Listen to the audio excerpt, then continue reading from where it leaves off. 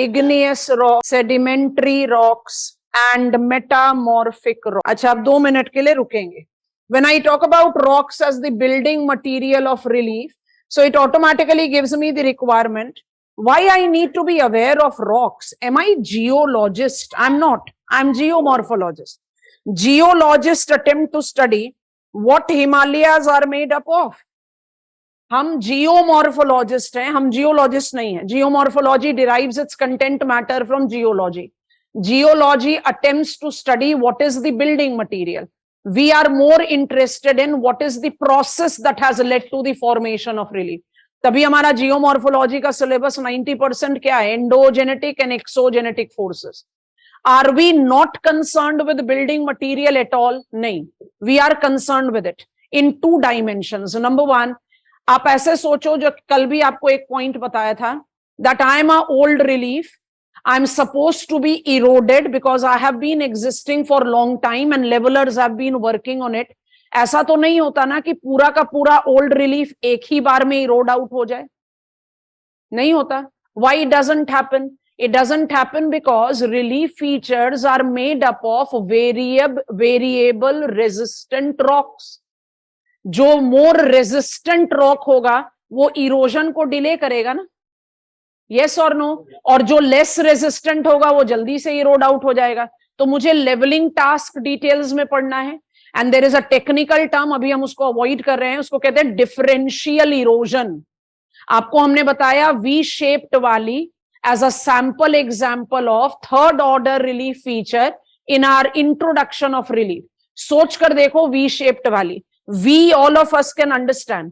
If I ask you to visualize it, I write V. We all know how V is written. पर अगर हम इसको V को visualise करने की कोशिश करें तो आपको क्या समझना है, ध्यान से देख. कोई भी एक्टिव चैनल, ये मेरा कोई भी एक हाइपोथेटिकल रिवर है, ये रिवर यहां पर फ्लो कर रही है. इस रिवर ने अपने फ्लोइंग फोर्स से अपने बेड को भी कट किया है और बैंक को भी कट किया है. So these are what I have made it slightly more bolder. ये इसको क्या बोलोगे? Banks of the river. Yes, all of us. And what this will be called? Bed of the river. River अपने banks को भी cut कर रही है, bed को भी कट कर रही है. Yes or no? It is cutting its bank much more swifter than its bed. तभी तो बैंक ज्यादा ब्रॉड होता जा रहा है और बेड उतना डीप नहीं हो पा रहा. अगर बैंक और बेड की कटिंग सेम होती तो कौन सा वैली बनता? आई शेप्ड. वी क्यों बना? क्योंकि बैंक्स को आपने जल्दी से कट डाउन करा कंपेयर्ड टू बेड. यस और नो? क्या डिसाइड कर रहा है कि बैंक जल्दी कट डाउन होगा बेड से? Material, rock. So we are suppose to be aware of building material of relief this way. और दूसरी बात, अभी अभी हमने लिखा rocks are ultimately what? Rocks are ultimately the variable combination of minerals. तो भाई मुझे इकोनॉमिक जियोलॉजी भी तो पढ़नी है. विच are the locations where I will be finding iron ore on the map of world? It is Mesabi range in United States of America. क्यों Mesabi range in USA is considered to be very rich source of iron ore? Because it is extension of Canadian shield. तो मुझे पढ़ना पड़ेगा ना कि Canadian shield is made up of what that it is making iron rich location. So more और less as geographers, possibly as geomorphologist, I might not be much concerned with the building material as much, but as geographer I am. So it is very important that we familiarize ourselves with rock. That is the reason introduction part 2. Rocks are building material made up of different combination of minerals. Minerals are combination of different elements. Silicates and carbonates are the principal rock forming minerals. We classify rocks into 3 categories. अब हम flow chart create करेंगे, statements नहीं लिखवाएंगे. और क्यों नहीं लिखवाएंगे वो हम अपने आप ही प्रूफ करेंगे. जैसे जैसे हम फ्लो चार्ट क्रिएट करते जा रहे हैं, लेट मी क्लियर दिस पे, जैसे जैसे हम फ्लो चार्ट क्रिएट करते जा रहे हैं आपको समझने के लिए बोलेंगे, फिर टाइम देंगे कॉपी डाउन करना, फिर आगे बढ़ेंगे. ठीक है? So I want to begin with the rock type number 1. It is called igneous rock. अब इसके साथ बड़ा इंटरेस्टिंग अटैचमेंट है. Igneous rocks are called primary rocks. तो दिमाग में अपने आप आता है, फिर कोई रॉक होगा जो सेडिमेंट सेकेंडरी होगा, कोई रॉक होगा जो टर्शरी होगा. कोई भी रॉक सेकेंडरी टर्शरी नहीं है, खाली इग्नियस रॉक प्राइमरी रॉक है. Why this kind of super treatment or special treatment to igneous rock? Because our protoplanet was molten. Outer crust of our planet was originally molten. The first rock to have formed was igneous. How? Igneous rocks are the rocks that are formed due to cooling and solidification of magma. Molten rock material is called magma. When magma is subjected to cooling, it develops rock. That rock is called igneous. फिर से जाओ. Oldest crust of the earth, हम कहते हैं protoplanet crust. When it was not a planet, it was evolving to become a planet. So protoplanet earth had its original crust developed as cooling and solidification. So I think it makes sense. The first rocks to have developed on the face of the earth was igneous. इसलिए igneous rocks को हम primary rock बोलते हैं, बाकी किसी rock को secondary या tertiary नहीं बोलेंगे. Is this comfortable? दूसरी चीज, अभी लिखना नहीं है, सब कुछ लिखवाएंगे. When I use the term magma, ये मेरा surface है, and this is my warmer interiors of the earth. I use the term magma chamber here. और हम इसी मैग्मा चेंबर से एसोसिएट कर देते हैं, ये मेरा बना वोल्केनिक माउंट. ठीक है, तो मैग्मा चेंबर से जो मैग्मा मूव आउट हो रहा है उसको आप बोलते हो लावा. एक जनरल डिमार्केशन दिमाग में बिल्कुल रहना चाहिए. Is magma and lava synonymous terms? Yes, no. Both of them represent molten rock material. They are different technically. Magma is warmer interiors source of molten rock material. Lava is mobile magma. Comfortable? दोबारा से बता रहे हैं. What is igneous rock? Igneous rocks are primary rocks. Igneous rocks are called so because the first rocks to have formed on the earth's crust was igneous. How? These rocks are formed due to cooling and solidification of molten rock material. Molten rock material is defined or is expressed as magma and lava. How do I use the term magma? I use magma majorly for what is stored inside the earth. Lava is the mobile magma. So normally speaking, it is lava that is subjected to cooling to develop igneous rock. Answer writing में magma भी लिखोगे तो गलत नहीं है, but this topic is there in your prelims, physical geography, world and India. Lava और magma की clarity नहीं होगी तो हो सकता है कि एक क्वेश्चन आपके हाथ से निकल जाए. In answer writing you can write it, cooling and solidification of magma creates igneous rock. Nothing wrong. Cooling and solidification of lava creates igneous rock. ये भी गलत नहीं है, बट मैग्मा एंड लावा को हम टेक्निकली अवॉइड करते हैं. दो चीजें बताई, अब दो चीजें और बता रहे हैं. Igneous rocks, because are developed due to cooling and solidification of molten rock material, they are always having crystals. They are crystalline. उनका जो टेक्सचर होता है उसमें हमेशा क्रिस्टल्स होते हैं. And it is never having embedded fossil remains. Logical है. Molten rock material मतलब उसका temperature, we define it, geomagnetism में समझाएंगे आपको. It is called Curie point. Curie point temperature is approximately 550 degrees Celsius. Curie point is defined to be the temperature at which rock starts solidifying. माने molten rock material solidify होने लग गया, या उससे ज्यादा वार्म करोगे तो रॉक जो है वो प्लास्टिकली डिफॉर्म होना शुरू हो जाएगा. Magma has to have temperature more than Curie point. इतने हॉट एनवायरमेंट में will there be habitat? We have learned environment and habitat has a difference, yes or no, while creating a study plan yesterday. So you need to understand that magma, lava, molten rock material having temperature over and above Curie point do not support habitat. तो भाई igneous rock में मेरे पास तो embedded fossil remains नहीं होने चाहिए. So what are standard things for igneous rock? Number one, rocks formed due to cooling and solidification of magma. Number two, always crystalline. Number three, called primary rocks. And number four, never have embedded fossil remains. समझ में आया?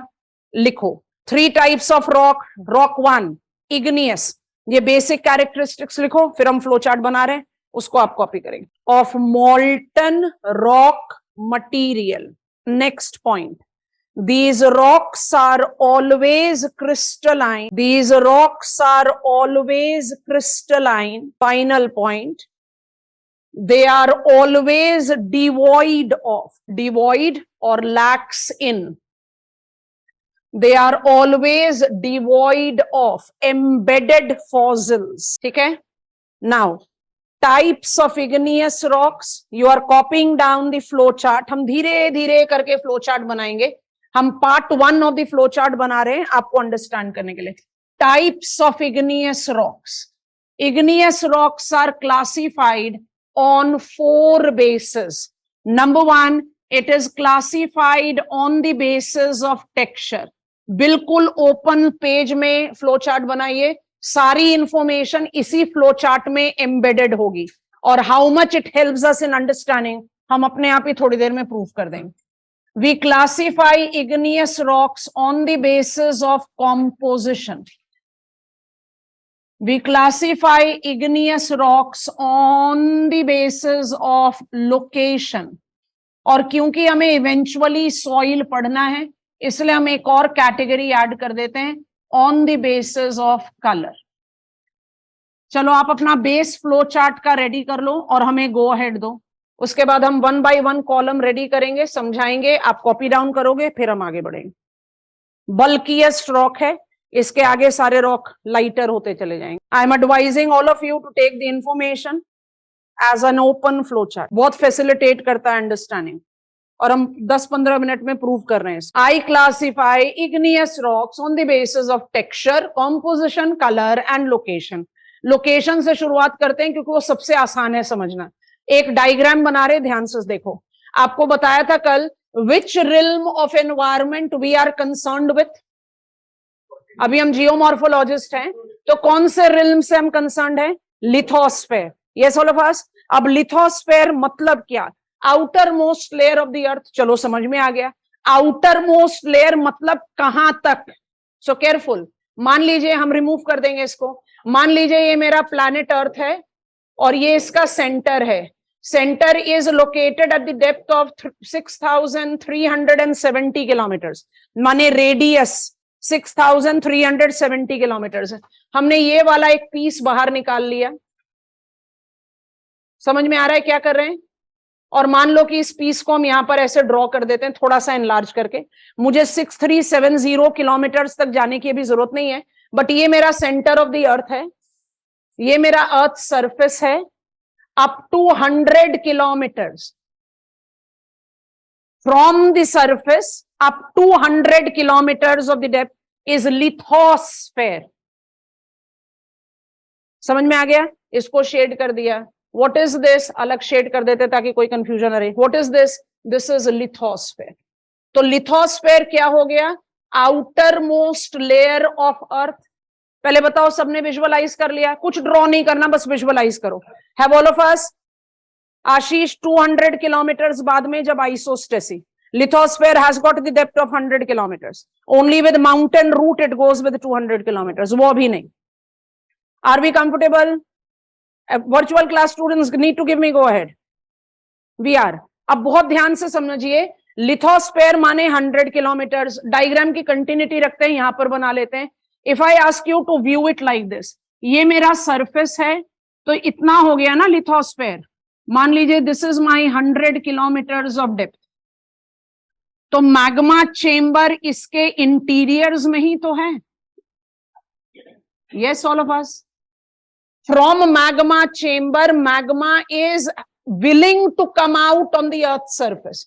तो मान लीजिए हम इसको थोड़ा सा 3 डायमेंशनल लुक देकर सरफेस बना देते हैं और हम मैग्मा की movement different colour of marker से मार्क करते हैं। Magma is moving like this. ये तो एग्जिस्टिंग क्रस्ट है। हो सकता है ना कि मैग्मा की मूवमेंट में मैग्मा प्रोसेस के बीच में ही सॉलिडिफाई हो जाए। अगर मैग्मा यहीं पर ही सॉलिडिफाई हो गया या मैग्मा सरफेस तक आकर फिर यहां पर सॉलिडिफाई हुआ, will it not be creating two different types of igneous rocks based on location? ये वाला जो है ओवल से जिसको शो करा, can I call it intrusive igneous rock? और जो बाहर है, मान लो हमने इसको रेल ट्रैक सॉर्ट बना दिया, will it be extrusive igneous rock? Yes or no? Because ultimately source of magma is in the earth's interiors. Visualise हो गया? परफेक्ट। चलो फ्लो चार्ट को डिमार्केट करना शुरू करते हैं। What are igneous rock? Primary rocks. Why are they called primary rocks? First rocks to have developed on the surface of the earth. How do igneous rocks develop? They develop due to cooling and solidification of molten rock material. We classify igneous rocks based on location. सबसे पहले location select कर लिया, नाम आपने समझ लिया, लिख देते हैं फटाफट से। On the basis of location, I classify igneous rocks as intrusive within lithosphere and extrusive. Extrusive क्या हो गया? मैग्मा आ गया सरफेस पर और वहां पर सॉलिडिफाई। ये क्लियर है? सबसे आसान काम था तो लिख लिया। चलो अब हम कैटेगरीज बना रहे हैं टेक्सचर की। एडवाइस कर रहे हैं थोड़ा थोड़ा गैप डालकर लिखो, क्योंकि हम उसमें इंफॉर्मेशन ऐड करेंगे। On the basis of texture, I classify igneous rock into 3 principal category. एक स्टार मार्क कैटेगरी है, बाद में ऐड करेंगे। Which are the 3 principal categories of texture based igneous rock? A, pheneric, porphyritic। थोड़ा थोड़ा gap देकर तीनों नाम लिखो।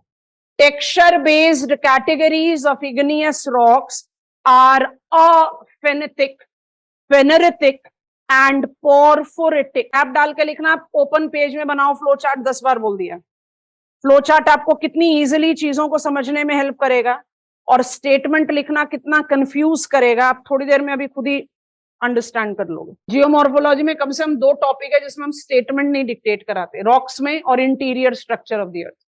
बल्क बहुत ज्यादा इंफॉर्मेशन का, फ्लो चार्ट से सारा कंसेप्ट क्लियर हो जाता है। लिख लिया? सबने लिख लिया? पेन ड्रॉप कर दो।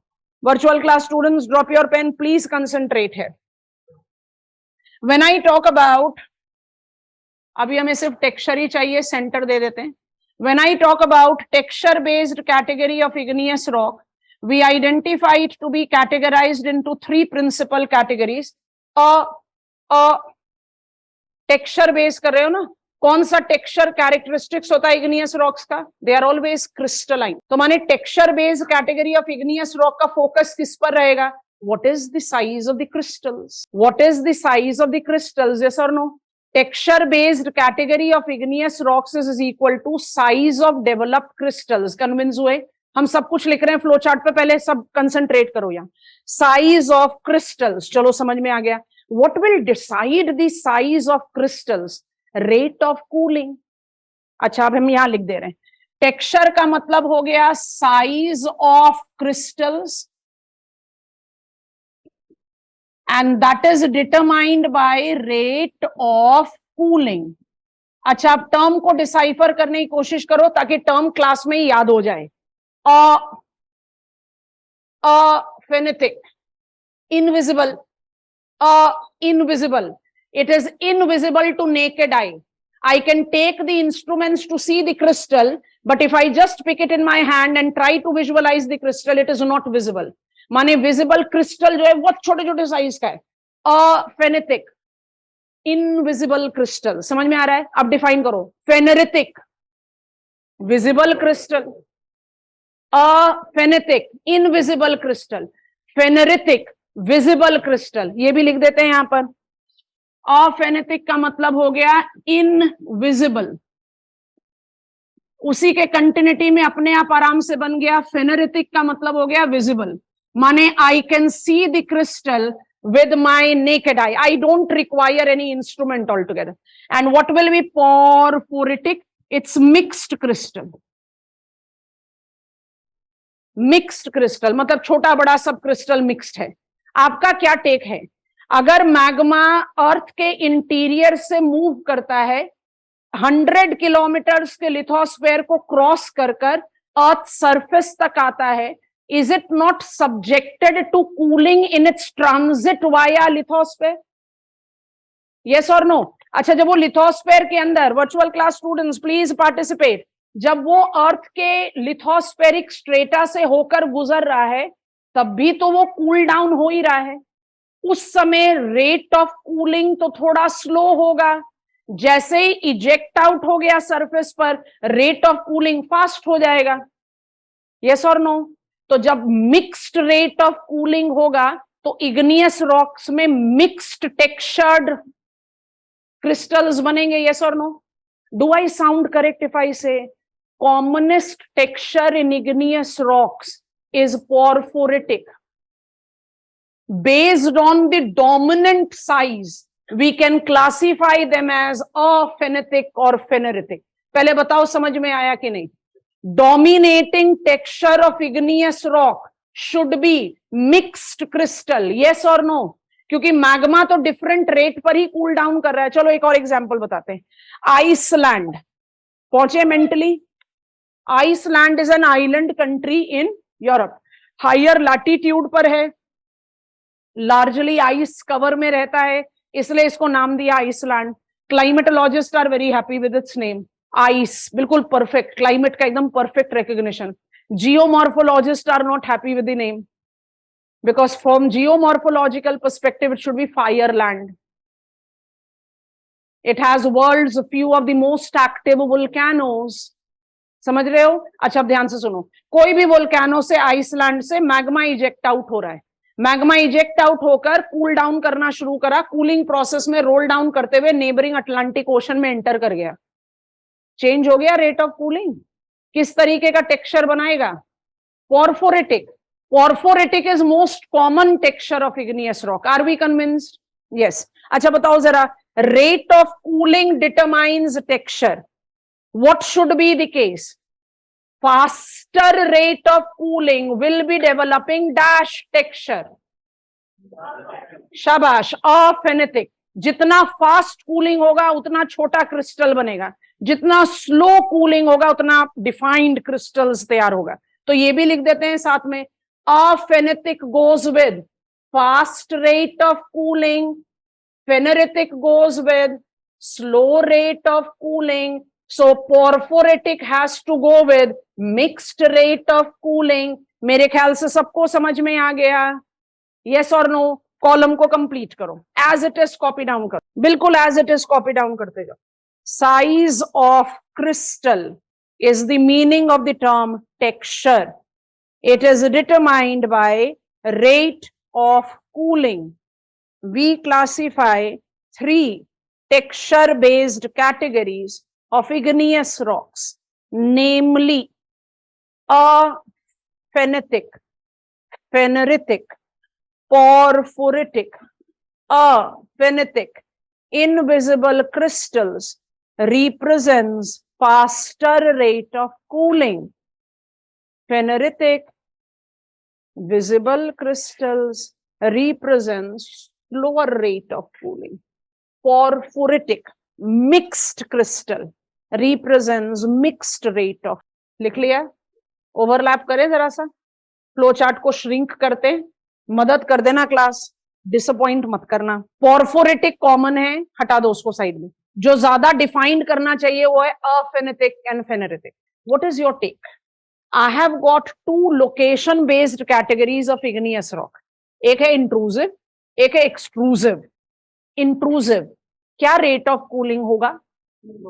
Slow. माने intrusive igneous rock को dash textured होना चाहिए। Pheneritic, yes all of us, come on virtual class. Yes, और जो extrusive igneous rocks होंगे उनका comparatively क्या texture होना चाहिए? Faster. Aphanitic. Comfortable all of अस? मतलब आप इस कॉलम को इस कॉलम से अलग नहीं कर सकते हो, दे ओवरलैप, बट लर्निंग के लिए तो जरूरी है ना कि अलग अलग पढ़ें। हम दोबारा से रिपीट कर रहे हैं। When texture is determined by rate of cooling, ध्यान से देखो फ्लो चार्ट को, when texture is determined by rate of cooling, is it not correct for me to say rate of cooling will be determined by location? जो intrusive igneous rock होंगे वो तो by default slower rate पर cool down करेंगे, जो extrusive होंगे they will be cooling down at a faster rate, so I can determine texture on the basis of location also. Convinced, कितना confidence, high low, high.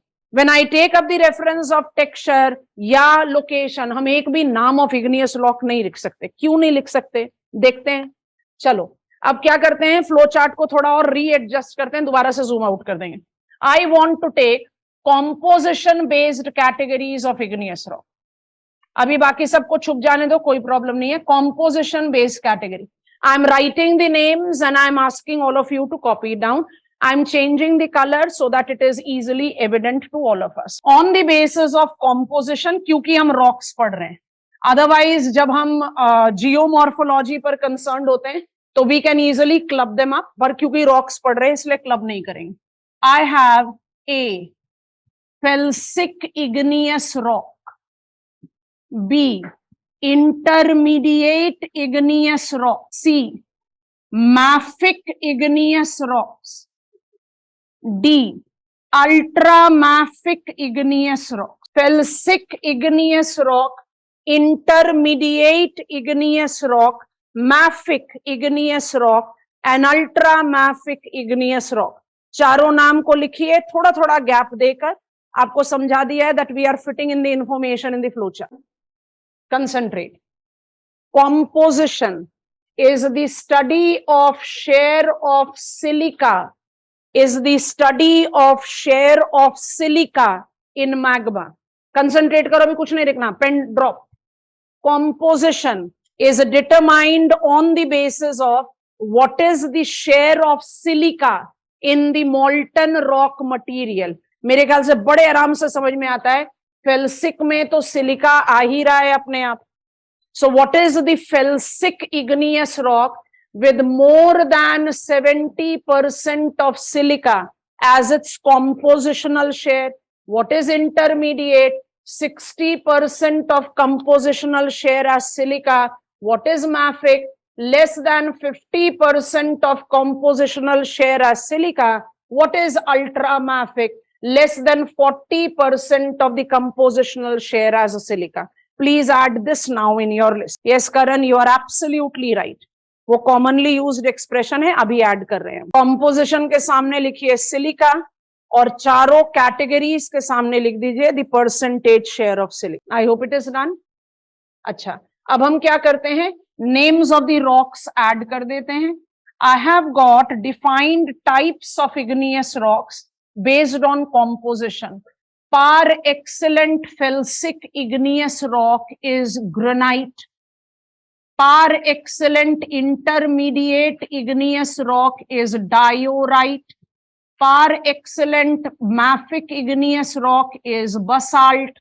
And par excellent ultramafic igneous rock is peridotite. मतलब मैंने आपको 4 igneous rocks के नाम finally बता दिए. Copy down. Cautious. Silica determines viscosity of magma and viscosity determines the rate of cooling. Higher the silica content, more viscous will be magma and will be swiftly cooling. दोबारा से. Higher the silica content, more viscous will be the magma and will be swiftly cooling. Lesser the amount of silica, mobile will be the magma. Mobile magma with lesser silica have slower rate of cooling. ठीक है. Let us talk about 2 commonest igneous rock. एक है granite, दूसरा है basalt. Granite is par excellent felsic igneous rock. Basalt is par excellent mafic igneous rock. Granite when compared to basalt, कुछ नहीं लिखना है इधर, कंसंट्रेट करो. Granite when compared to basalt, granite is felsic, rich in silica. What rate of cooling? Faster. Granite is faster rate of cooling related rock compared to basalt, which is which type of igneous rock? Mafic. तो इसका मतलब अगर granite को basalt से compare करें तो granite will be dash textured rock. Granite should be dash textured rock. Aphanitic. Yes, all of us. Yes, all of us. पर कौन गारंटी देगा कि ग्रेनाइट का सॉलिडिफिकेशन किसी एक स्टैंडर्ड जगह पर हो? ऐड कर लो भाई column number 4. I have got felsic magma solidified as intrusive versus I have felsic magma solidified as extrusive. Same texture होगा. कॉम्पोजिशन सेम होने के बावजूद भी सेम टेक्सचर नहीं होगा. यस और नो? अच्छा, तो हम एक स्टेटमेंट बना रहे हैं. Granite, the par excellent felsic rock, can be both a pheneritic texture because it can be both intrusive and extrusive rock. Yes, no? Basalt, the par excellent mafic rock, basalt, the par excellent mafic rock, can be both of pheneritic texture because it can be both intrusive and extrusive rock. तो मेरे ख्याल से हमने आपको समझा दिया. ना तो कॉलम 1 में कोई रॉक लिखा जा सकता है, ना तो कॉलम लास्ट में कोई रॉक लिखा जा सकता है. यस और no? Because granite can be aphanitic, phaneritic, porphyritic. Granite can be intrusive, extrusive. Agreed, all of us? Yes, no? Basalt can be aphanitic, pheneritic, porphyritic. It can be intrusive, extrusive. But granite will always be felsic rock. Basalt will always be mafic rock. तो ये हो गया ना standard category जहां आप rock को match कर सकते हैं. अच्छा, क्योंकि हम रॉक्स पढ़ रहे हैं इसलिए 4 कैटेगरी. अब इसके बाद जब हम इसको दोबारा एक बार टच करेंगे एज वोल्केनिज्म, तब हम क्लब कर देंगे. Felsic and intermediate are rich in silica. Mafic and ultramafic are poor in silica. मतलब हम पेयर बना देंगे rather than counting each one of them. पहले बताओ, समझ में आया? ओके, स्टेटमेंट बना रहे हैं. Granite par excellent felsic igneous rock subjected to faster rate of cooling when compared to basalt par excellent mafic igneous rock subjected to slower rate of cooling. Granite will have dash texture than basalt of anything. जब granite को basalt से compare करो तब आप कह सकते हो भाई ग्रेनाइट को तो अफेनेटिक होना चाहिए, बसाल्ट को फेनेरेटिक होना चाहिए. यस और no? But that is something that is requirement as per the asked question. Otherwise basalt granite can be any textured. Are you comfortable? Yes और नो? अब जो भी कुछ नहीं लिखा है पहले उसको लिखो, फिर हमें गो अहेड दो, फिर हम आगे बढ़ते हैं. हमें एक पेज ऐड करना है कुछ और बताने के लिए. थोड़ा सा रीएडजस्ट करेंगे ताकि कलर लिख लें. सब कुछ लिख लिया? सब समझ में आ गया? Am I given go ahead and confident one? No, viscosity is determined by silica. पर जब mafic magma होता है वो hottest magma भी होता है. That is the reason the rate of cooling is comparatively lesser. हम वही ऐड करने वाले. Are we comfortable? Extrusive will be cooling faster.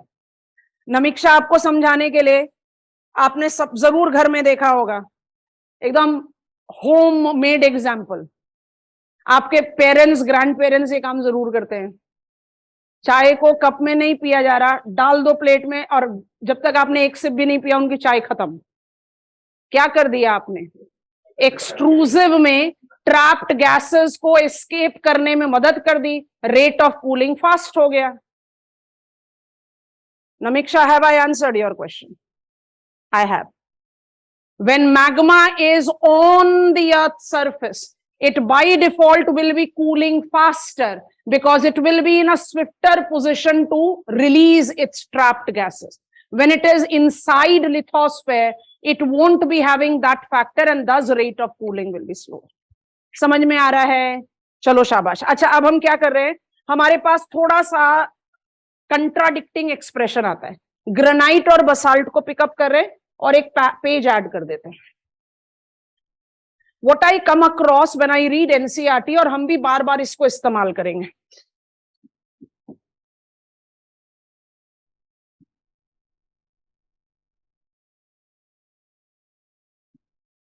पहली चीज, when I talk about granite, I say it is par excellent felsic, rich in silica.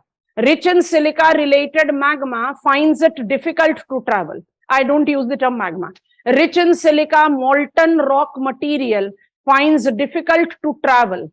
That is the reason. जैसे ही granite या felsic igneous rock की बात करते हो, granite granitic बना दो. Which type of magma will be granitic? Felsic. तो felsic magma करती क्या है, ध्यान से देखोगे, जैसे ही मैग्मा सरफेस पर इजेक्ट आउट होगी वैसे ही वो सॉलिडिफाई हो जाएगी.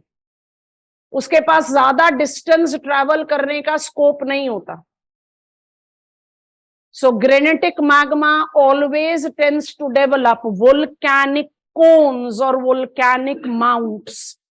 Compared to it, basaltic magma, less in silica, more mobile, is capable of traveling big distance. और इसलिए जब वो सरफेस पर इजेक्ट आउट होती है बड़े लंबे डिस्टेंस को ट्रैवल करती है. जैसे यहां 2-3 लेयर बनाए वैसे यहां बना दें. It will be creating a table land topography in place of a cone. इसलिए इसको क्या बोलते हैं, basaltic table land also. Maharashtra lava plateau is basaltic tableland. पहले बताओ ये समझ में आया? वोल्केनिज्म में डिटेल्स में पढ़ेंगे, बट एक पॉइंट है जो लगता है कंट्राडिक्टिंग है तो उसको सॉल्व करना चाहते हैं. अब एनसीईआरटी को रेफर करते हैं. एक पॉइंट पर कहते हो basaltic tableland is lava plateau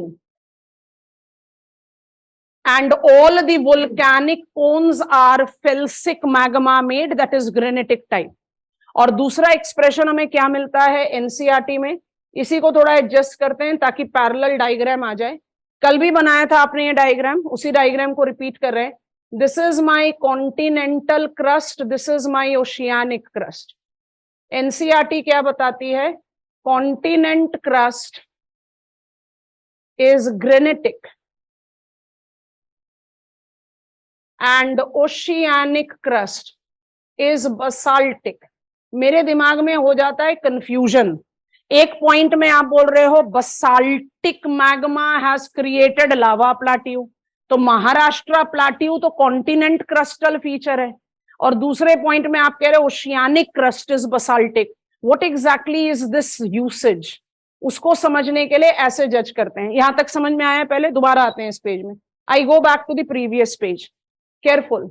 If felsic magma has more than 70% compositional share as silica, will it not be that the other compositional constituents of magma, the denser minerals, iron, will be having less than 30% share? And when mafic, ultramafic have less than 50-40% of the compositional share as silica, will it not be that they will be having higher compositional share of other constituents as heavier elements like iron? Yes, no? तो हम एक point conclude करें, हमें go ahead देना. Am I correct sounding if I say felsic magma, higher viscosity of magma is lighter in its density? Mafic magma, less in viscosity, is denser magma. Yes, no? चलो अब समझते हैं. As beautiful as rose, मतलब आप रोज थोड़ी हो गए. You are as beautiful as rose. Yes? हमें नहीं मालूम, हमने अर्थ इंटीरियर नहीं पढ़ा, but are we aware of the fact that as we go on in the interiors of the earth, density of building material goes on increasing? इसलिए अर्थ के outer layer को बोलते हैं सियाल, सिलिका एल्यूमिनियम, मेंटल को बोलते हैं सीमा, सिलिका मैग्नीशियम, और core को बोलते हैं निकल आयरन निफे. यस, चलो विजुअलाइज करो. This is continental crust, this is oceanic crust. This is continental crust, this is oceanic crust. Will oceanic crust not be denser than continental crust? Continental crust, oceanic crust, density goes on increasing with increasing depth. Continental crust, oceanic crust. Continental crust is made up of lighter density material. Oceanic crust is made up of denser material. That is the reason continental crust is granitic, oceanic crust is basaltic. It doesn't mean it is made up of basalt. It means it is as dense as basalt.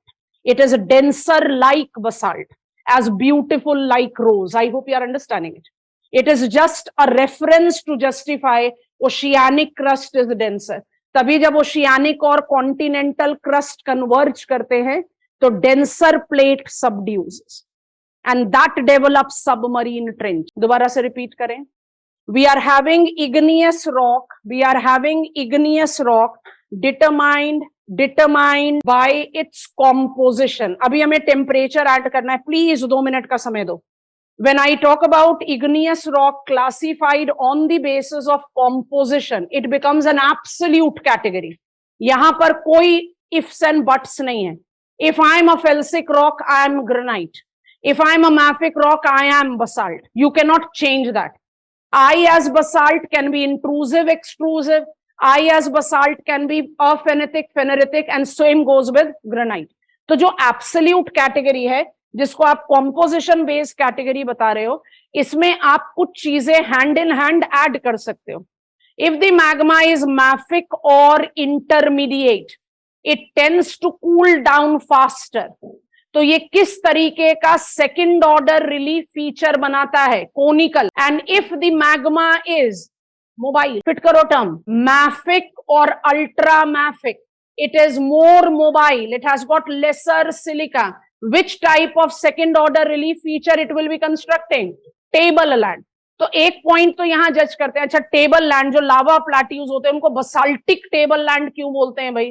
क्योंकि mobile magma is equal to basalt. दूसरी चीज add करी, why it is so that when we take into reference oceanic crust, it is called basaltic crust. क्या oceanic crust basalt made है? अगर ऐसा case होता तो लावा प्लाट्यू को बसाल्ट नहीं होना चाहिए था ना. नहीं, oceanic crust is not basalt made, it is denser as basalt is denser.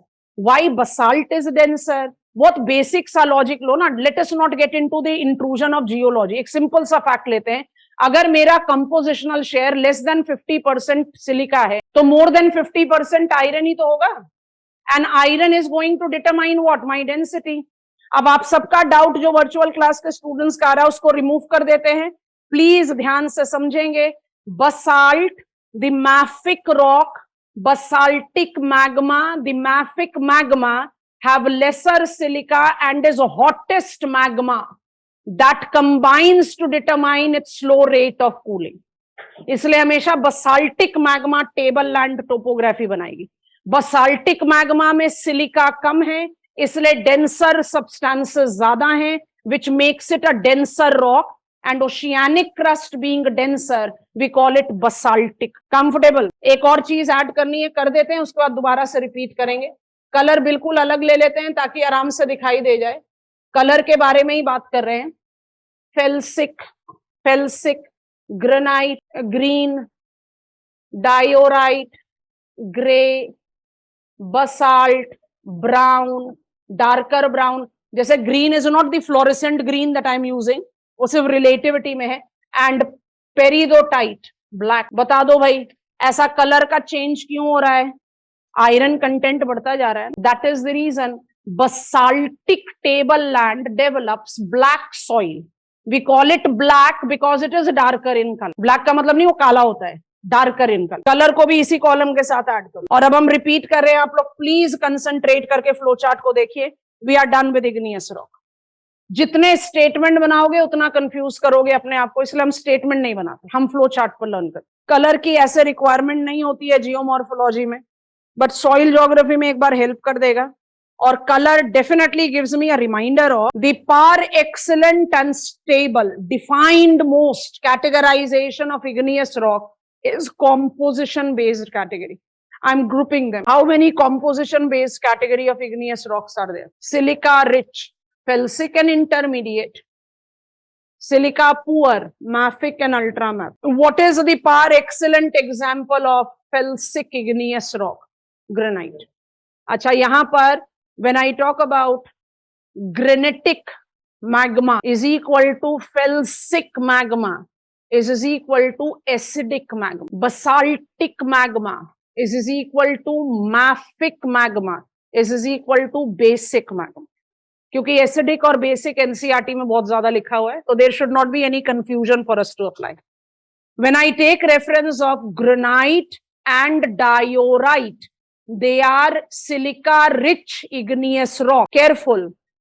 Texture is determined by rate of cooling. Rate of cooling is determined by viscosity. Viscosity is determined by content of silica. Automatically, thus, felsic and intermediate rocks should be technically supposed to cool down faster. However, these silica-rich rocks can be formed in intrusive or extrusive location.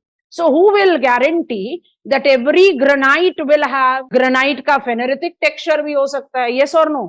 इसलिए I think I have justified. इस column में कोई rock का नाम नहीं है, इस column में किसी रॉक का नाम नहीं है. Only with this column you have got the names of the rock. ठीक हो गया? और जितने भी कॉम्बिनेशन आप बनाते जाओ, बस अपने दिमाग में ये रखना, igneous rocks are classified on the basis of texture, because igneous rocks have got crystals as its very defined structural characteristics. When I take up the reference, no, they are not, it is temperature involved. When I take reference of crystal size, texture, it is determined by rate of cooling, which is determined by location of cooling and composition of magma. Yes or no? तो location of cooling, composition of magma will decide texture. Related हो गया ना एक दूसरे से. आई think this is comfortable. I am repeating igneous rock, एकदम relax करके remind करो. Igneous rock, the primary rocks, called so because the first rocks formed on the earth's crust is due to cooling and solidification. Igneous rocks are always crystalline and do not have embedded fossil remains. Igneous rocks are classified on 4 bases: color, texture, composition, location. सब एक दूसरे से related हैं, but there are terms that I need to be comfortable with. So based on texture, igneous rocks are classified as aphanetic, pheneritic, porphyritic. एक star mark category missing है, अभी हम लिखवा देते हैं. On the basis of composition, I have got 4 categories. You can club it up as 2 also. But rock के बारे में चारों नाम आने चाहिए. Felsic, intermediate, silica rich. Mafic, ultra mafic, poor in silica. Location based, I have 2 categories: intrusive and extrusive. If the rock will be silica rich, it will be lighter in color. If the rocks will be silica poor, it will be darker in color. That is where we take the relativity of gray, green, gray, brown and black as the colors of igneous. To conclude igneous rock, हम अलग page पर लिखेंगे. आपको texture based category में ही add करना चाहिए. Part D लिख लो. चलो, वोल्केनिक ग्लास को इमेजिन करते हैं. Volcanic glass is that special type of igneous rock which is single crystal. माने फास्टेस्ट रेट ऑफ कूलिंग में, जब आपने फास्ट रेट ऑफ कूलिंग कहा तो कहा अफेनेटिक टेक्सचर, माने क्रिस्टल्स को एक दूसरे से अलग अलग करना मुश्किल है. तो जब फास्टेस्ट रेट ऑफ कूलिंग होगा तो इट विल बी मोर और less a single crystal rock, इसलिए आप उसको ग्लास बोल रहे हो. ये something very unique and extreme case है. 2 और इग्नियस रॉक्स का नाम आ गया हमारे राडार पर. We are now aware of 6 igneous rocks: granite, basalt, diorite, peridotite, obsidian and pumice. अच्छा, ऑब्सीडियन भी वोल्केनिक ग्लास है, प्यूमाइस भी वोल्केनिक ग्लास है. प्यूमाइस तो काफी कॉमनली रेफर्ड रॉक है. It is known for its corrosive element. Yes or no? It is largely utilized for rubbing. You use it with your pedicure, manicure also because of its rugged surface. Obsidian, pumice, simple point match. Both of them are examples of volcanic glass. But अगर हम आपको choice करने को बोले दोनों में से कौन सा होगा भाई perfect match for volcanic glass, तो आपका आंसर क्या? दोनों ही है वोल्केनिक ग्लास. बट मान लो मल्टीपल चॉइस क्वेश्चन आ गया और आपको सेलेक्ट करना है which of the following is volcanic glass. मैंने तो पढ़ा दोनों, पर मुझे सेलेक्ट करना है एक. Obsidian. Why not pumice? Because pumice is that volcanic glass which has got trapped gases. तो फास्टेस्ट रेट ऑफ कूलिंग में ट्रैप्ड गैसेस फटाफट से एस्केप होकर क्या करेंगे? रगेडनेस क्रिएट कर देंगे surface. It is a volcanic glass, no one is denying. But smoother glass सोचकर दिमाग में क्या आता है? वो वाला टेक्सचर जो है वो आएगा ऑब्सीडियन के साथ, not with pumice. I think this is comfortable with all of us. Yes, ये स्पेशल टाइप है, दीज आर नॉट कॉमन, इसलिए हमने इसको स्टार मार्क करके अलग से लिखा. And this is igneous rock, already repeated thrice, I don't want to repeat it now. अब हम चेंज ओवर कर रहे हैं सेडिमेंट्री रॉक्स पर. Sedimentary rock, yes it is pumice Harshit, आपको बताया ना, we use it as the corrosive rock because of the ruggedness of its texture. अच्छा, बल्क कम होना शुरू हो जाएगा तो ज्यादा प्रॉब्लम नहीं आएगी. I am adding page. Andesitic rock is a variety that can correlate with the rocks as ultramafic. Andesitic rock is the plutonic version of peridotite. आप सारे रॉक वैरायटीज को स्टडी नहीं करते, you just take on some of the categories. तो principal categories हमारे radar पर आते. Sedimentary rock को पिकअप कर रहे हैं, ध्यान से डिटेल्स लिखते जाओगे. पहले हम दो स्टेटमेंट जरूर डिक्टेट करा दे रहे हैं. सेडिमेंट्री रॉक्स समझकर सोचकर देखते हैं और उसके बाद फिर लिखेंगे. What are sedimentary rocks? Sedimentary rocks are formed from rock sediments. What are rock sediments? Rock sediments are broken rock material or rock debris. Broken rock material or rock debris, waste. कोई भी existing rock is subjected to breaking. It can generate sediments या rock debris. So is rock debris a rock? No, it is broken rock material. When this broken rock material is deposited in safer environment. Safer क्यों? जहां पर deposition disturb नहीं हो बड़े लंबे समय तक. ऐसा क्यों चाहिए? क्योंकि sediments when is deposited in the area where it can be disturbed, it won't get converted to sedimentary rocks, because for sediments to be subjected to become sedimentary rock, number one, it requires compaction, and number two, it requires cementation, and that is possible when layer after layer broken rock material is deposited where the overlying layers provide sufficient pressure for the compaction and cementation to convert sediments to sedimentary rock. तो sedimentary rock के formation के लिए क्या क्या prerequisite हो गए?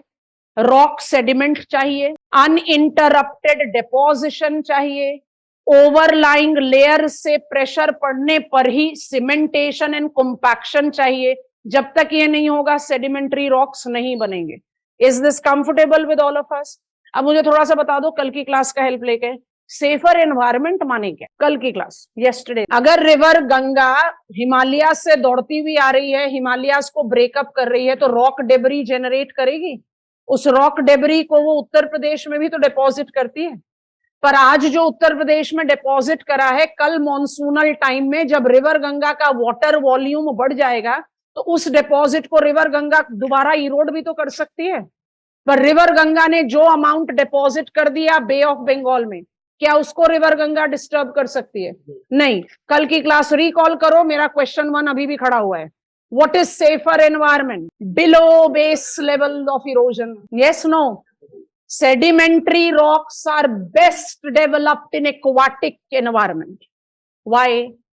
Because levelers or exogenetic agents, या छोड़ दो उसको, disturbing agents are not operational there. जो चीज एक बार डिपॉजिट हो गई, डिपॉजिट हो गई. Sedimentary rocks are always stratified, layered. Sedimentary rocks always have embedded fossil remains. Life evolved on the face of the earth first in aquatic environment. तो माने मेरा फॉसिल रिमेन्स किसी भी तरीके का हो सकता है, बिल्कुल प्रिमिटिव ऑर्गेनिजम्स का हो सकता है, फिशेस का हो सकता है, बट सेडिमेंट्री रॉक्स में हमेशा फॉसिल्स होते हैं. Igneous rocks is always crystalline. Sedimentary rock is always stratified. Igneous rocks is never with fossil. Sedimentary rocks is always with fossil. I think it is making sense.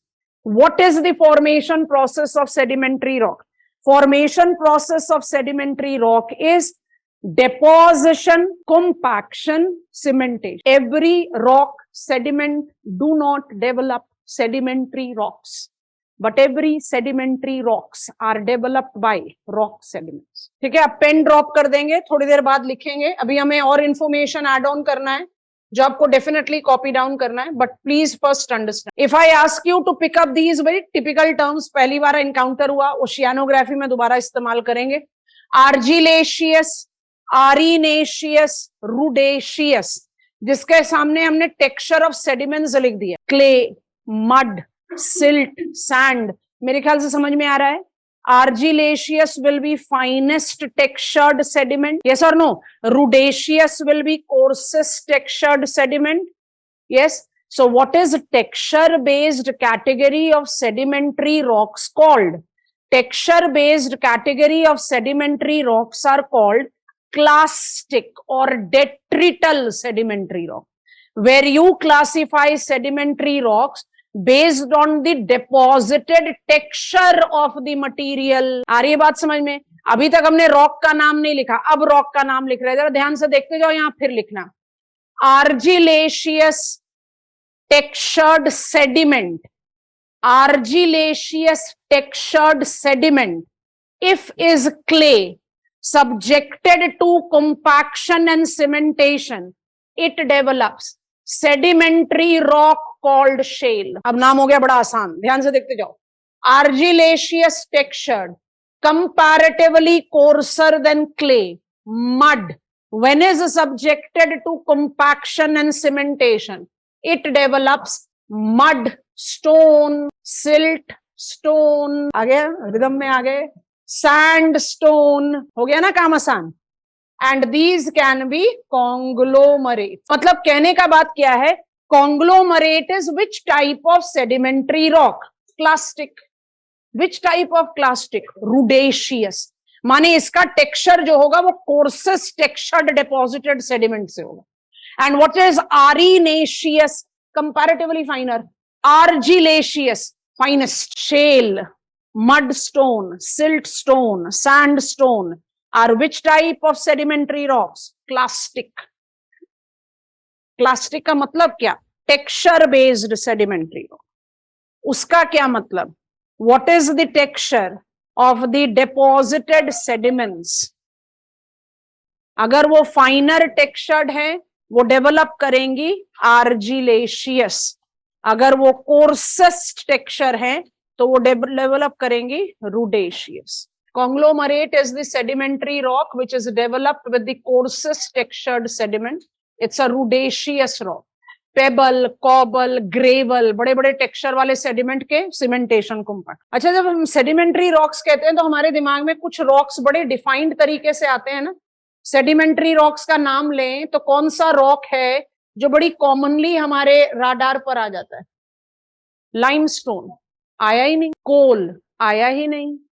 क्या limestone और कोल sedimentary rocks texture based हो सकते हैं?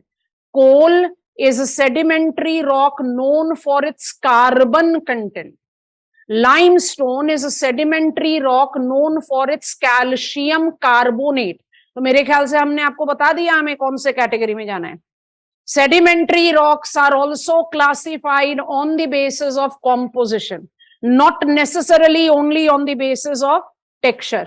तो जब आप composition based category लेते हो, चलो यहां पर भी कैटेगरी बनाते हैं, लिखो हमारे साथ. कॉम्पोजिशन बेस्ड कैटेगरी, फिर जूम आउट कर देंगे, पहले लिख लेते हैं. आर कॉल्ड नॉन क्लास्टिक और नॉन डेट्रिटल. भाई आप लोग ना आज क्लास में बहुत डिस्टर्बेंस कर रहे हो. I don't like it. I don't like it. नहीं पढ़ना, क्लास से बाहर चले जाओ. सबको डिस्टर्ब करने की जरूरत नहीं है. एक बार हो गया, दो बार हो गया, 1.5 घंटे से ऊपर हो गया, सेटल डाउन ही नहीं हो रहे हो. Composition based category of sedimentary rocks are called non-clastic या non-detrital. When I talk about non-clastic या non-detrital, आप उसको क्लास्टिक से लो. एक एक्सप्लेनेशन दे सकते हैं. I hope it is not going to confuse you. Detrital term जो आ रहा है सेडिमेंट्री रॉक में, it is coming up with the term utilized in biogeography. Detrital waste, जब हम कहते हैं ना food chain. So in biogeography we believe in 2 types of food chain. एक को बोलते हैं ग्रेजिंग फूड चेन, जो आप कहां से शुरू करते हो कि भाई गोट ने ग्रास को ईट कर लिया, गोट ने ग्रास को खाया, गोट को लायन ने खा लिया, गोट का डेड रिमेन्स एक्सक्रीटा, लायन का डेड रिमेन्स एक्सक्रीटा, ग्रास का डेड रिमेन्स, डिकम्पोजर्स ने डिकम्पोज कर दिया, हो गया न्यूट्रिएंट साइकिल खत्म। इसको आप बोलते हो ग्रेजिंग फूड चेन। आप फूड चेन को फ्रॉम डिकम्पोजिशन भी तो शुरू कर सकते हैं, जिससे सॉइल न्यूट्रिएंट जेनरेट हुआ, जिसका इस्तेमाल करके प्लांट्स ने फूड एनर्जी एंड मैटर बनाया। तो उस फूड चेन को हम बोलते हैं डेट्रिटल या सैप्रोफिटिक फूड चेन। तो डेट्रिटल का मतलब क्या होता है? Something which is waste. So sedimentary rocks are classified on the basis of texture, that is broken rock material, माने rock waste। वो rock waste का क्या texture है, that determines the texture based category of sedimentary rock। अगर deposited sediment बिल्कुल fine textured के हैं, तो आप कौन सा sedimentary rock develop कर रहे हो? Argillaceous। अगर deposited sediment बड़े coarse texture के हैं, तब आप क्या develop करोगे? Rudaceous। So detrital is coming up from waste, broken rock material। तो नॉन डेट्रिटल क्या हुआ? जहां पर आप वेस्ट के बारे में बात नहीं कर रहे, आप कंपोजिशन के बारे में बात कर रहे हैं। You are talking about from which type of source. It can be chemical, it can be biotic, it can be anything. It's not about texture, it's about composition। That is the reason composition based category of sedimentary rocks are called non-detrital या non-clastic। अब इसमें हम 3 categories add कर रहे हैं, अब फटाफट से लिखो फिर हम समझाते हैं। Sedimentary rocks are the rocks that are formed from rock sediments। These rock sediments, if are the source of forming the sedimentary rocks only, then I classify them as a texture based category called detrital or clastic sedimentary rock। Clastic sedimentary rocks are classified into 3 texture based categories: argillaceous, arenaceous, rudaceous। When I talk about the common sedimentary rocks that are identified here, shale, sandstone, conglomerate, respective categories: argillaceous, arenaceous, rudaceous। Do I classify sedimentary rocks on the basis of composition also? Yes. Here I am not much concerned with what is the texture of the material. I am more concerned with what is the composition. Carbonaceous, carbon rich. Higher the carbon content, anthracite, carbonaceous rock I am. Lesser the carbon content, peat is the carbonaceous sedimentary rock. So carbon rich rock, carbonaceous. Limestone or corals or chalk or dolomite and other popular categories of sedimentary rocks are calcareous. They have got calcium carbonate as their prominent constituent. And when I talk about siliceous, we are taking up the reference of gypsum, chert as the examples. These are the sedimentary rocks that are not classified on the basis of their texture. So automatically non-clastic हो गए या non-detrital. We are done with 2 rocks. एक का नाम है igneous, जो हमने बताया था सबसे बल्की है और मेरे ख्याल से प्रूव भी हो गया, और दूसरे का नाम है सेडिमेंट्री। इग्नियस को कहते हैं प्राइमरी, बट सेडिमेंट्री को बिल्कुल भी नहीं कहते सेकेंडरी। प्राइमरी कहने का क्या रीजन है हमने समझ लिया। Can I take you to the third type of rock? ठीक है, 1 मिनट के लिए रुकेंगे।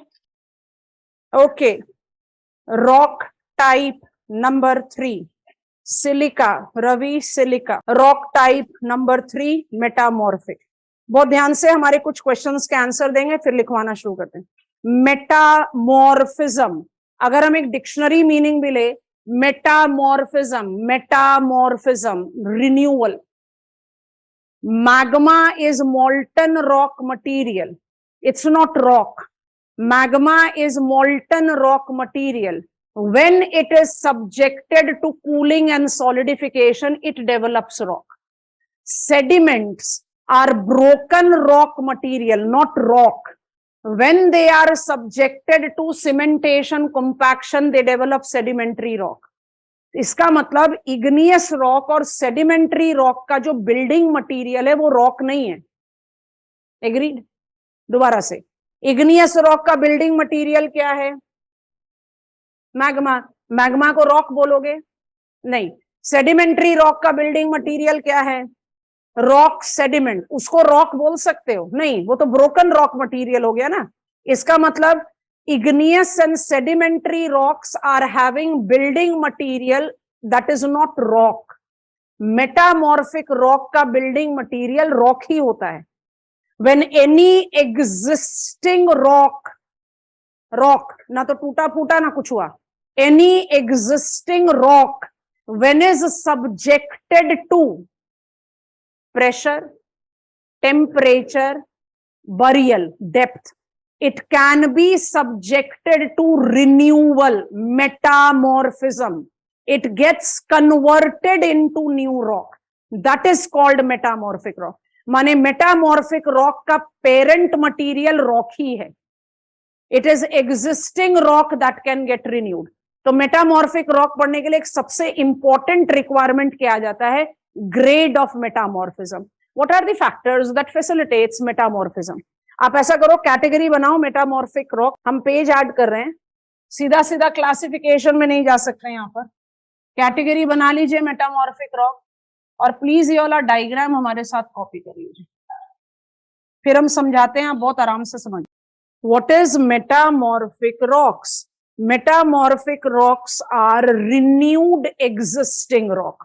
तो मेटामॉर्फिक रॉक किसी भी एग्जिस्टिंग रॉक का renovated version है.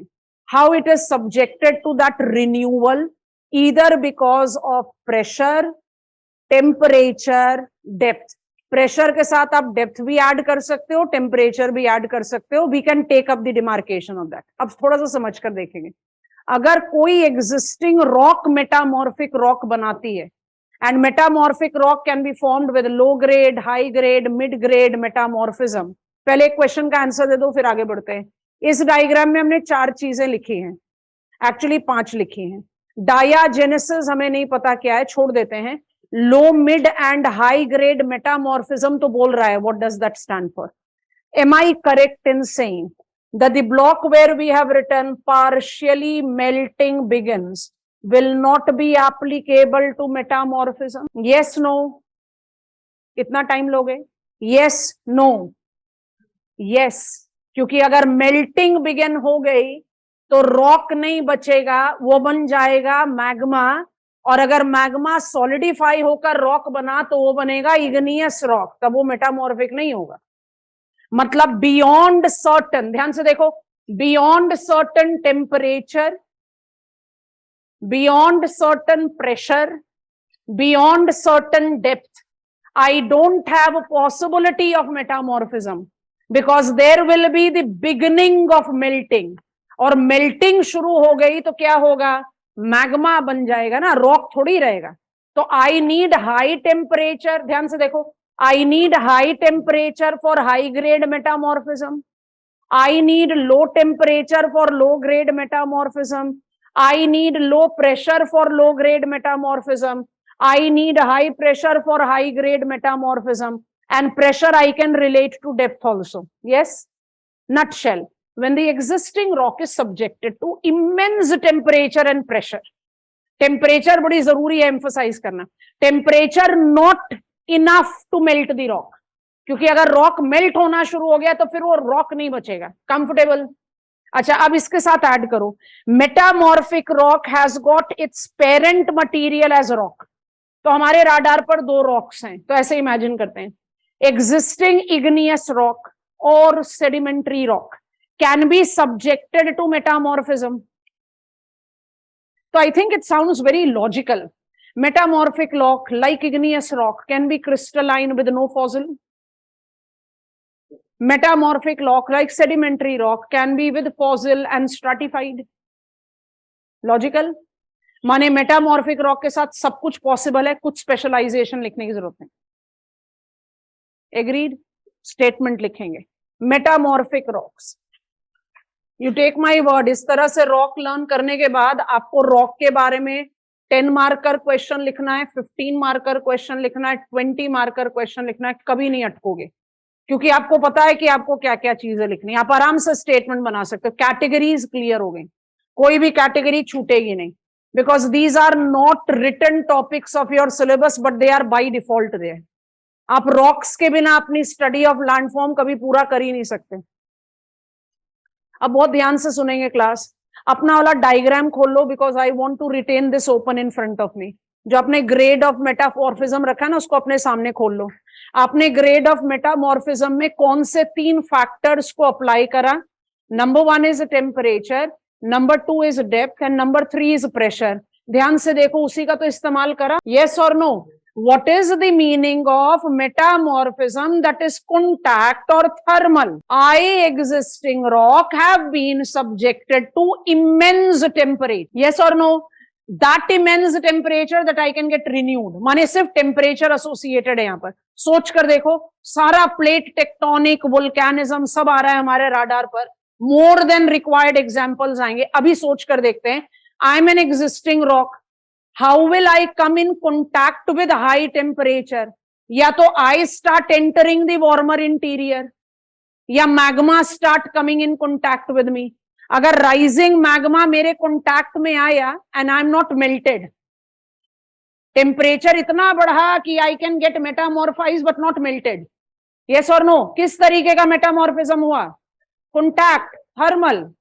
Sounds logical? कॉन्टैक्ट कैसे क्रिएट होगा? या तो आप जाओ वार्म में या वार्म आए आपके पास। Yes no?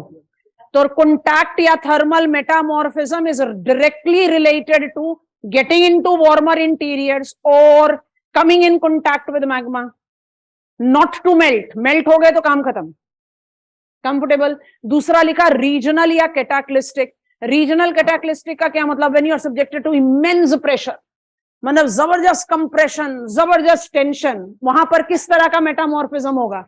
रीजनल। बड़े एरिया में उसको कैटाक्लिस्टिक इसलिए बोलते हैं because it is related to immense pressure related metamorphism. कहां पर होता है ये? एक्टिव बाउंड्रीज में। सोचकर देखो, Himalayas were formed due to compressional stress induced by India to Eurasia.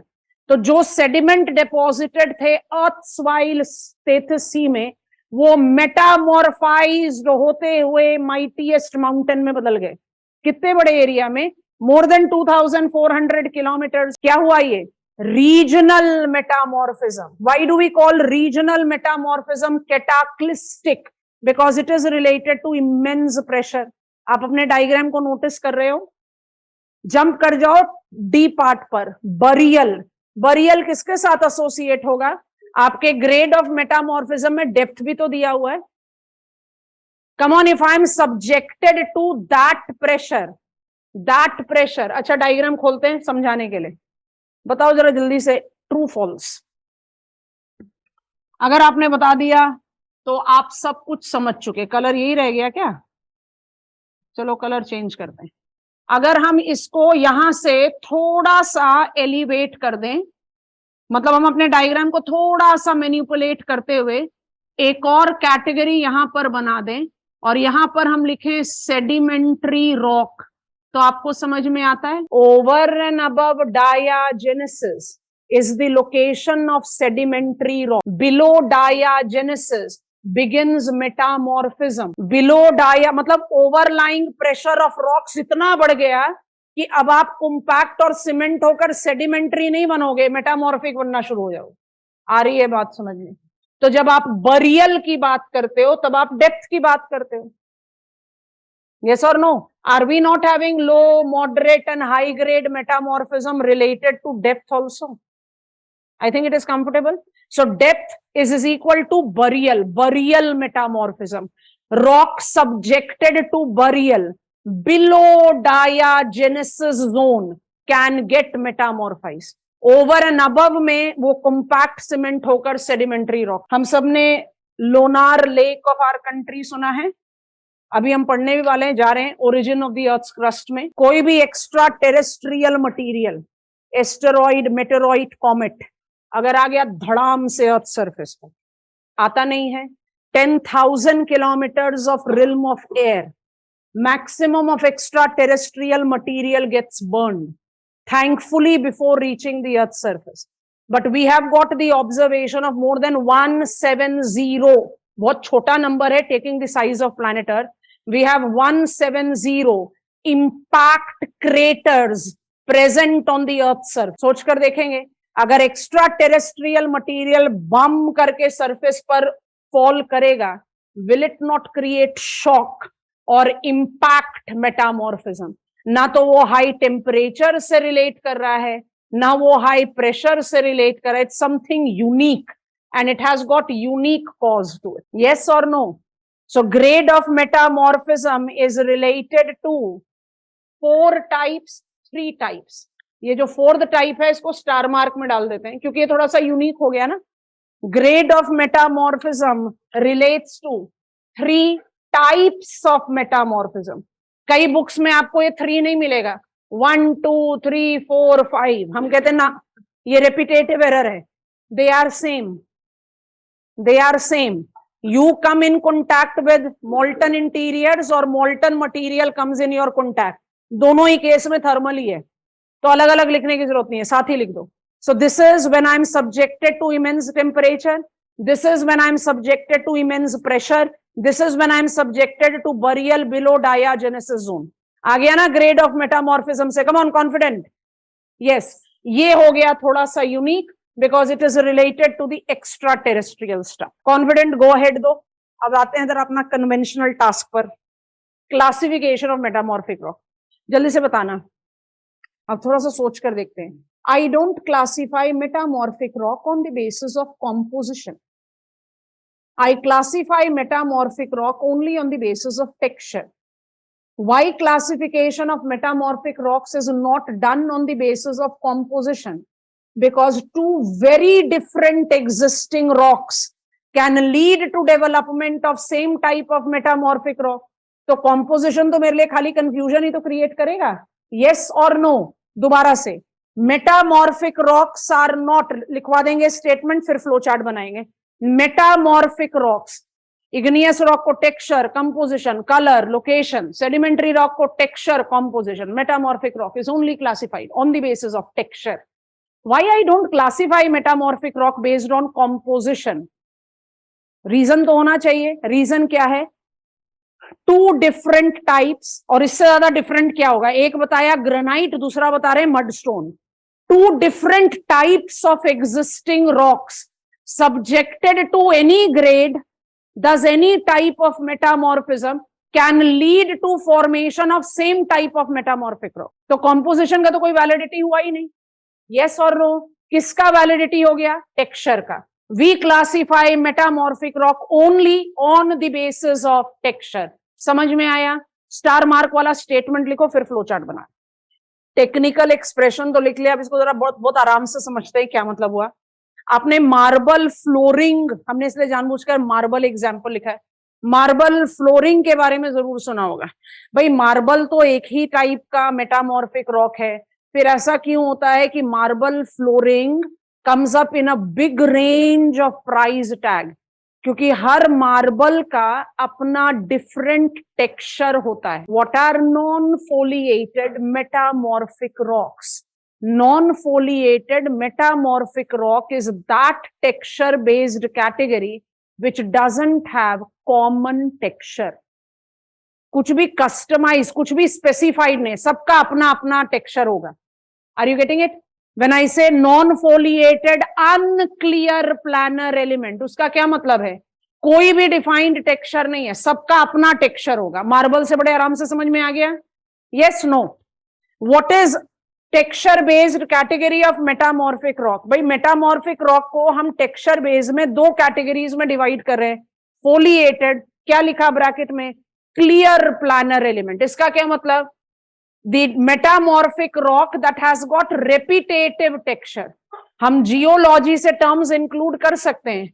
Gneiss goes with gneiss layering, schist goes with schistosity, slate goes with slaty cleavage. जरूरत नहीं है, नहीं लिख रहे, समझ कर देखो क्या बता रहे हैं. If I am foliated sediment metamorphic rock, repeating, if I am foliated metamorphic rock, I am gneiss. हर नीस का सेम टेक्सचर होगा. Every schist will show the same texture. They have got something as a defined texture. और जब आप non foliated की बात कर रहे हो तब क्या कर रहे हो? हर मार्बल का अलग texture, unclear planar element. I hope you are understanding. हर मार्बल का, हर क्वार्टजाइट का, हर मेटा कॉन्ग्लोमरेट. मेटा कॉन्ग्लोमरेट के ब्रैकेट में कुछ लिखा नहीं, नाम अपने आप ही बता रहा है. मेटामॉर्फाइज्ड फॉर्म ऑफ कॉन्ग्लोमरेट। कौन सा टाइप ऑफ सेडिमेंट्री रॉक? शाबाश, रुडेशियस। आ गई बात समझ में? Metamorphic rocks are not classified on the basis of composition because different existing rocks can lead to same type of metamorphic rock, as in which type of grade of metamorphism they are subjected to, or which type of metamorphism they are subjected to. So there is no logic of us to understand metamorphic rock on the basis of composition. We classify metamorphic rock only on the basis of texture. How many categories? 2. Foliated, जिसका texture element repetitive होता है। Non foliated, जिसका texture element एकदम customise होता है, हर rock का अलग texture. Technical लिख लिया, लेमैन्स में समझ गए। What is meant by foliated? Clear planar element. उसका मतलब क्या? टेक्सचर रेपिटेटिव होगा। और नॉन फोलिएटेड का मतलब अनक्लियर प्लानर एलिमेंट, हर का अलग अपना texture. I think this is done. And we have written the important varieties of metamorphic rock. Diamond को कहाँ डाले? Diamond भी metamorphic rock है। Diamond को किस में डालना चाहिए? Foliated में कि non foliated? दोनों में ही चॉइस है, एक ही दो चॉइस है, दोनों आंसर मत दो, कोई एक आंसर दो। Non foliated. Diamond is known for its value based on its variable texture. अगर सब डायमंड का एक ही टेक्सचर रहे तो कोहिनूर का इतना हाई प्राइस क्यों रहेगा? वो तो हमारे हाथ में भी आ जाएगा। Non foliated, diamond is also a good example of non foliated. And diamond goes how? Peat, lignite, bituminous, anthracite gets metamorphized as graphite, which gets metamorphized as diamond. Anthracite तक sedimentary, एंथ्रासाइट के बाद graphite. I am not saying granite, graphite. Graphite is a metamorphic rock. Graphite gets metamorphized to become diamond. और diamond कौन सा category हुआ? Non foliated. I want to close down with rock with this, जल्दी जल्दी से help कर देना। When existing metamorphic और sedimentary rocks, when existing metamorphic और sedimentary rocks will be subjected to melting, they will develop magma. And when magma will be subjected to cooling and solidification, they can develop igneous rock. माने sedimentary और metamorphic rock do provide the possibility to develop igneous rock. Agreed? चलो, when metamorphic rock और when igneous rock, यहां पर ज्यादा जगह इसलिए यहां लिख देते हैं। When metamorphic rock और igneous rock is subjected to erosion, deposition, compaction and cementation, ठीक हो गया?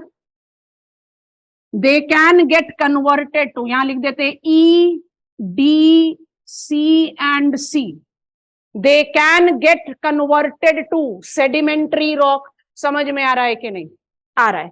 When igneous rock is subjected to and when sedimentary rock is subjected to metamorphism due to depth, due to temperature and due to pressure, they can get converted to metamorphic rocks. Yes, Muskan, graphite is also non-foliated. The diagram is rock cycle. Any existing rock can lead to the formation of other two rocks. अब आपको सिर्फ 2 times reading की जरूरत पड़ेगी क्योंकि थोड़े से technical names है, एक बार में दिमाग में नहीं स्टिक करते। फेनेटिक, फेनेरिटिक, पोरफोरेटिक 2-3 बार रीड करना पड़ेगा, बट ये just support of flow chart और एक डायग्राम बनाकर दिया आपको ग्रेड ऑफ मेटामॉर्फिज्म। 2 बार रीडिंग लोगे, you are done with rocks forever. कोई भी टाइप का क्वेश्चन आएगा आपको कभी मुश्किल लगेगा ही नहीं रॉक पर आंसर। हमारा इंट्रोडक्शन स्टेप नंबर 2 आज पूरा हो गया। We are done with number 1 relief. अभी उसका जो टाइम बेस्ड कैटेगरी है फुली एक्सप्लोर नहीं करा है, करेंगे। दूसरा हमने रॉक टाइप समझ लिया। अब रॉक टाइप समझ लिया तो origin of the earth crust को समझना बहुत आसान होगा। It will not take much time. बहुत ज्यादा समय भी लोगे तो 1 घंटे में खत्म हो जाएगा। So we will be talking about geological time beginning from tomorrow, and that will be the first step utilization of our knowledge of rocks. तो मेरी आपसे एडवाइस है कि कम से कम जो 3 प्रिंसिपल कैटेगरीज हैं सब डिवाइड चाहे ना भी याद हो एक बार में, पर जो 3 प्रिंसिपल कैटेगरी है जो मुझे ये बेस देता है, ये मेरे दिमाग में एक बार क्लियर हो जाए before I come to the class tomorrow. Clear हो गया है, एक बार रिवाइज कर लेना। Done for today.